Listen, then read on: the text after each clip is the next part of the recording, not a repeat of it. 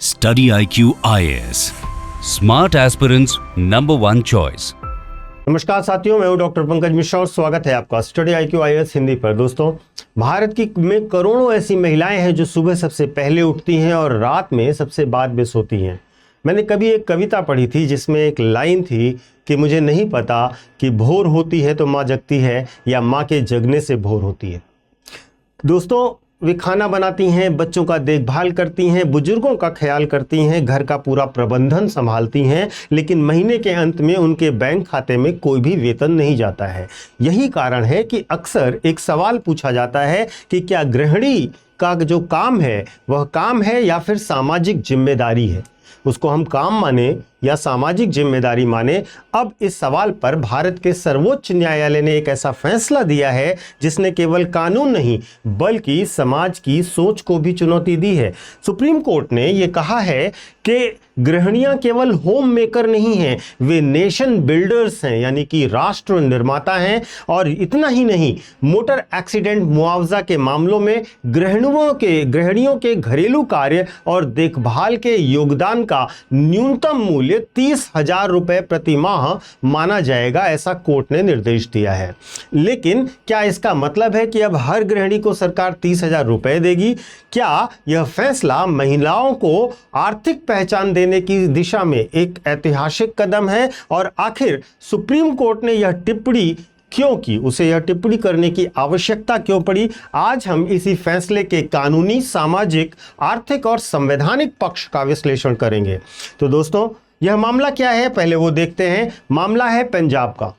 पंजाब में रहने वाली रेशमा नाम की एक महिला से यह मामला जुड़ा हुआ है। नवंबर 2001 में एक सड़क दुर्घटना में उनकी मृत्यु हो जाती है। उनके पीछे पति और उनके 3 बच्चे बचते हैं और परिवार ने मोटर एक्सीडेंट क्लेम ट्रिब्यूनल में मुआवजे की मांग की।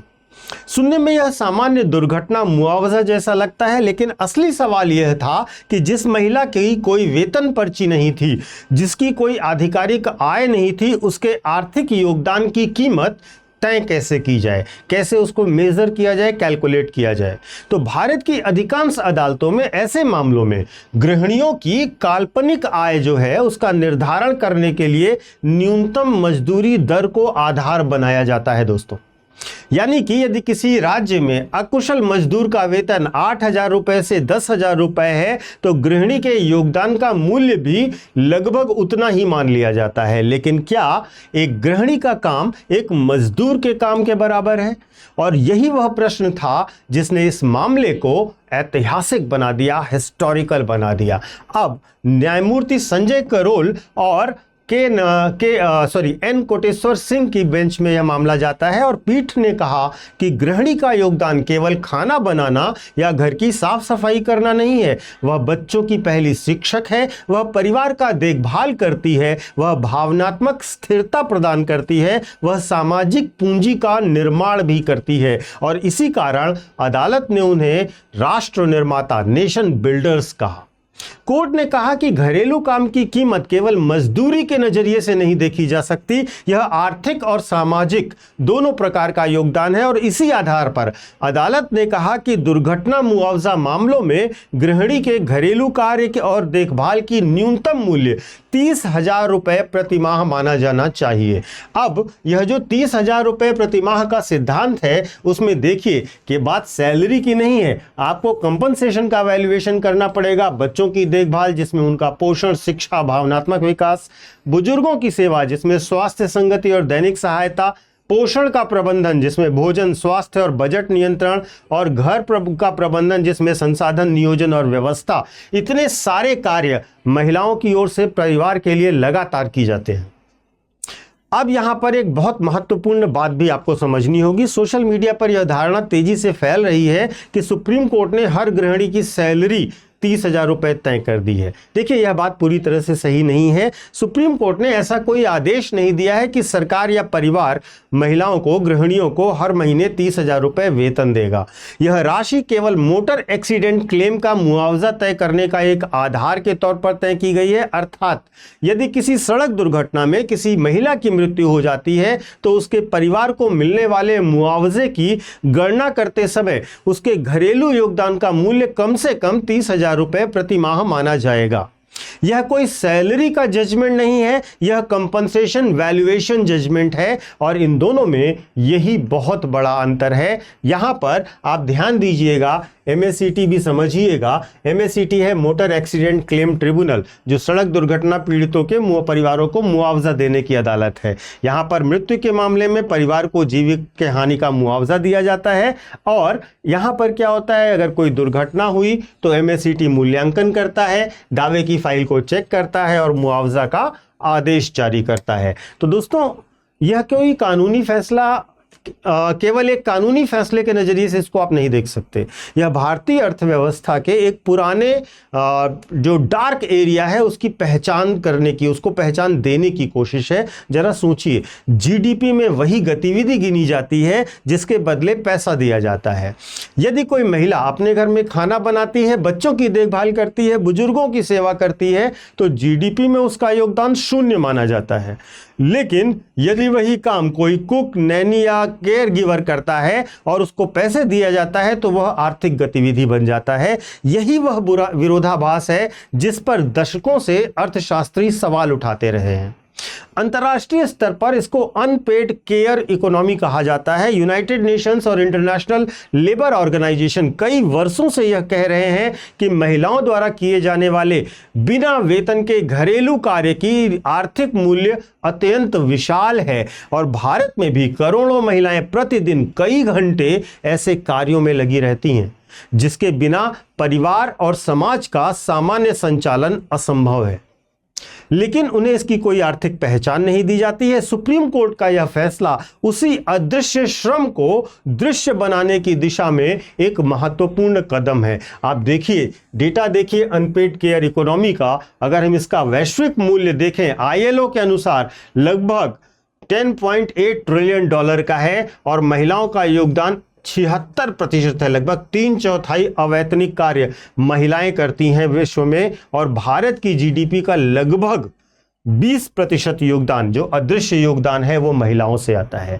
अगर आप देखें कि दुनिया में इसमें क्या किया जा रहा है इस संदर्भ में, तो न्यूजीलैंड में वेलबींग बजट में घरेलू कार्य को मान्यता दी गई है। कनाडा में टाइम यूज सर्वेज में से GDP में घरेलू मूल्य का वो जोड़ा गया है। UN SDGs में सस्टेनेबल डेवलपमेंट गोल्स में गोल नंबर 5 है अनपेड केयर वर्क की मान्यता और पुनर्वितरण। भारत में 2025 में ऐसा एक पहला फैसला आया था और अब इसको दोबारा से रीइंफोर्स किया गया है। इस मामले को संवैधानिक पक्ष को भी समझना जरूरी है दोस्तों। इसको संवैधानिक दृष्टि से अगर देखें तो भारतीय संविधान का अनुच्छेद 14 जो है, आर्टिकल 14, कानून के समक्ष समानता की बात करता है, जो कि लिंग भेद को समाप्त करने की बात भी कानून के समक्ष समता में आएगी। इसी प्रकार अनुच्छेद 15 जाति, धर्म और लिंग के स्थान पर भेदभाव का निषेध करता है और आर्टिकल 39 ये कहता है कि महिला और पुरुष दोनों को समान जीविका के अधिकार दिए जाएंगे। तो ये तीनों अनुच्छेद भारतीय संविधान के इसी संदर्भ में हैं। जब किसी महिला के घरेलू श्रम को पूरी तरह से अदृश्य बना दिया जाता है तो यह केवल एक आर्थिक समस्या नहीं रह जाती है दोस्तों, यह वास्तव में सम्मान और समानता का भी प्रश्न बन जाती है। इसीलिए सुप्रीम कोर्ट का यह फैसला केवल मुआवजे का मामला नहीं है, यह महिलाओं की गरिमा को संवैधानिक मान्यता देने का भी प्रयास है। इस फैसले का एक और महत्वपूर्ण हिस्सा है जिस पर चर्चा करनी भी आवश्यक है। सुप्रीम कोर्ट ने दुर्घटना मुआवजा मामले में होने वाली देरी पर भी गंभीर चिंता व्यक्त की है। रेशमा के परिवार को न्याय मिलने में 23 साल लग गए। जरा सोचिए, जिस परिवार ने अपने सदस्य को खो दिया उसे न्याय पाने के लिए 2 दशक से अधिक समय तक का लंबा और बोझिल इंतजार करना पड़ा। कोर्ट ने स्पष्ट कहा, यदि मुआवजा मामला में पीड़ितों को दशकों तक इंतजार करना पड़ा तो यह न्याय व्यवस्था का उद्देश्य एक प्रकार से समाप्त कर देता है। इसीलिए अदालत ने राज्यों के मुख्य न्यायाधीशों को ऐसे मामलों की निगरानी करने और समयबद्ध निपटारा सुनिश्चित करने का निर्देश भी दिया है। अब क्या यह फैसला वास्तव में भविष्य में कोई बड़े बदलाव ला सकता है दोस्तों? तो यही सबसे दिलचस्प प्रश्न भी है। आज का फैसला केवल दुर्घटना मुआवजा तक ही सीमित है, लेकिन इसका प्रभाव कहीं व्यापक होगा। भविष्य में तलाक मामलों में घरेलू श्रम का मूल्यांकन करने में बहस तेज की जाएगी। उत्तराधिकार और संपत्ति के मामलों में भी अब नए तरह के प्रश्नों का आपको सामना करना होगा। महिलाओं के अनपेड केयर वर्क को आर्थिक गतिविधि में शामिल करने की मांग भी बढ़ सकती है। जेंडर इकोनॉमिक्स पर नई चर्चाएं शुरू करने का यह सही समय है। यानी कि यह फैसला केवल एक केस का फैसला नहीं रह गया है दोस्तों, यह भारत में घरेलू श्रम की वैल्यू को लेकर के एक पूरी की पूरी नई बहस को जन्म देगा। तो दोस्तों, सुप्रीम कोर्ट ने यह नहीं कहा है कि हर गृहिणी को 30,000 रुपए वेतन मिलेगा, लेकिन उसने इससे भी बहुत बड़ी बात कही है। उसने कहा है कि गृहिणी का काम अदृश्य नहीं है। उसने कहा है कि घरेलू श्रम का भी एक उचित मूल्य होना चाहिए। उसने कहा है कि घर संभालने वाली महिलाएं केवल होम मेकर्स नहीं होती, बल्कि नेशन बिल्डर्स होती हैं। और शायद यही फैसले का सबसे बड़ा संदेश भी है, क्योंकि आज किसी भी राष्ट्र का निर्माण केवल संसद, उद्योग और सेना नहीं करती है दोस्तों। उस राष्ट्र का निर्माण उन करोड़ों महिलाओं के श्रम से भी होता है, जो बिना किसी वेतन, बिना किसी पद और बिना किसी पहचान के पीढ़ियों को तैयार कर देती हैं। आप क्या सोचते हैं, क्या भारत में घरेलू श्रम की आर्थिक गणना औपचारिक रूप से शुरू होनी चाहिए? अपनी राय कमेंट सेक्शन में जरूर साझा कीजिएगा, क्योंकि यह मामला आपसे, हमसे और हमारे परिवारों से भी जुड़ा हुआ है। मैं आपको अपने सोशल मीडिया हैंडल्स बता देता हूं। यूपीएससी मेंटोर पंकज सर के नाम से आप मुझे कनेक्ट कर सकते हो इंस्टा और टेलीग्राम पर। यहाँ पर आपको मेरे सारे वीडियोस के लिंक मिल जाएंगे। और इसके साथ साथ जो बच्चे यूपीएससी की तैयारी करना चाहते हैं, अगर उनका लक्ष्य 2027, 2028 या 2029 है, तो वे हमारे नए बैचेस से जुड़ सकते हैं। सबसे खास बात क्या है कि अभी थोड़े समय के लिए हमारे प्रत्येक कोर्स पर आपको 50% का डिस्काउंट ऑफर किया जा रहा है, और हमारे सारे बैचेस अब स्मार्ट मॉडल पर अपग्रेड कर दिए गए हैं। तो देर मत कीजिए दोस्तों। कोर्स की डिटेल्स को आप डिस्क्रिप्शन बॉक्स में दिए गए लिंक पर जाकर या हमारे ऐप या वेबसाइट पर जाकर देख सकते हैं, और वहां पर आपको डेमो क्लासेस मिलेंगी, उन्हें भी जरूर देखिएगा। कोर्स को खरीदने से पहले पीके लाइव कोड का इस्तेमाल कीजिएगा। यह कोड आपको हमारे हर एक कोर्स पर, चाहे वो ऑप्शनल का हो, जीएस का हो, हिंदी, इंग्लिश या बाइलिंगुअल कोई भी कोर्स हो, सब पर मैक्सिमम डिस्काउंट दिलाएगा। पीके लाइव कोड ध्यान रखिएगा। Thank you so much. जय Hind. Study IQ IAS, making India smarter and better.